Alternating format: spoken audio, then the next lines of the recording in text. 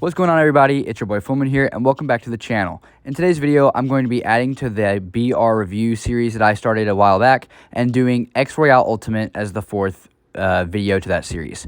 If you're going to enjoy, make sure you like and subscribe, as it's entirely free, and I'm on the road to 5K subs, which is my goal by the end of the year. If you really want to help me out more than that, you can use creator code FullMoon in the Fortnite item shop or any Epic Games purchase. And with all that being said, let's go ahead and get on into today's review. First off, I wanted to go ahead and share that this is the second season of X Royale Ultimate that I'm reviewing. I didn't feel like I should review number one, as I reviewed Reloaded just a month ago or so.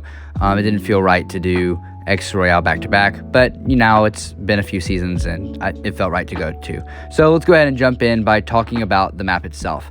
And wow, this map has a lot to offer. The terrain is such a huge jump in advancement, in my opinion.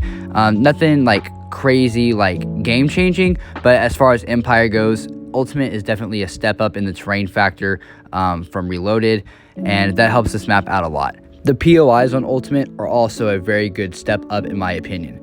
Every single POI on this map fits the terrain it's around perfectly, fits the map theme itself, and with Season 2 along and the new collective season story that he's got going on, all those POIs fit right into this map and the story. Everything makes sense. It all fits like a puzzle piece. It looks really good.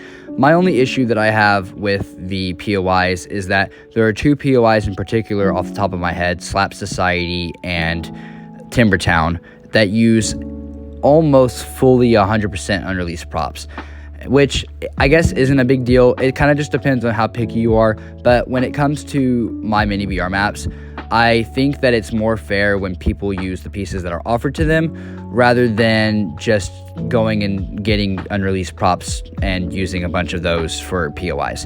It's kind of hypocritical because I myself also kind of use unreleased props, but not to the scale that I feel X Royale Ultimate does. And like I said, that's kind of just a nitpick thing on my part, but it does kind of bring this down in rating for me just a little bit. The next thing that I'm going to go ahead and talk about as far as Ultimate goes is the mechanics. Now, obviously, you have your standard expectations with the custom loot pool, storm, etc. But some of the stuff that is included in Ultimate is really unique in my opinion, and I just love it. So I'm going to go ahead and start talking about it. First of all, as shown on screen right now, there is a crafting mechanic. This is triggered by emoting in the island, and then you navigate through a bunch of menus that allow you to craft different weapons. He has all sorts of different attachments, which I think is really cool. That Empire was able to think of certain ways to use some of the resources that we have in creative to make sense of adding a barrel to a shotgun or a scope to an assault rifle. Just there are different ways of thinking of adding those kinds of attachments, which X does really well. It's been a while since we've seen someone do a crafting mechanic, especially in one of X's maps, as he used to have them a lot all the time, but then didn't have them for a while. So it's nice to see it return, especially with the new HUD system that he's got going on for it as well. Next around the map are slipstreams, which I believe only surround the bottom left corner or so of the map, which isn't anything crazy, but it does help in mobility. There are capture areas on the map where you can capture a POI, which grants you a random mythic weapon, supply drops as well, and dirt bikes. And I believe that's everything in this map, which doesn't seem like a lot, but when you're actually playing, it does help a lot. Now that I mention it, there are also a rebirth mechanic, which allows you to have 2 lives in the match, but after about the 3rd or 4th zone, the rebirths are disabled and only limiting players to 1 life. This helps stagger the map out a little bit, and especially for a map that only allows 32 players with 2 lives, it makes it feel like there are 64 players on the map, which really does help drag out the long playfulness of the map, which I think is a really good perk. And overall, mechanics on this map are just phenomenal in my opinion. The final thing I'm going to talk about with this map is the storyline, and it's kind of hard to do that because this map is only on its Season 2 of the 3rd chapter. But as I said in my Reloaded video, X Royale has a really fun and simple storyline that the majority of new players in the mini BR community, it's really easy to follow an X Empire storyline.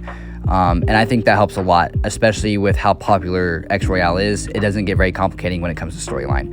As far as I know for Season 2, I haven't been paying a lot of attention, which is, my apologies. But the Shadow Collective, it seems, has come to the island, and they are digging in the island for a power source, which is why there are so many different like harvesters around the island and just different kinds of holes and dugout areas, which seems like a really cool and unique spin. I'm just kind of glad that it was kind of teased like Aliens, which I know he confirmed it wasn't, but when they started talking, when the teasers were going out about there being like an invasion, I just figured it was another Alien season. So I'm very glad that Empire went a different and unique way, and personally, I think that this is a very strong start to a storyline for X Royale Ultimate.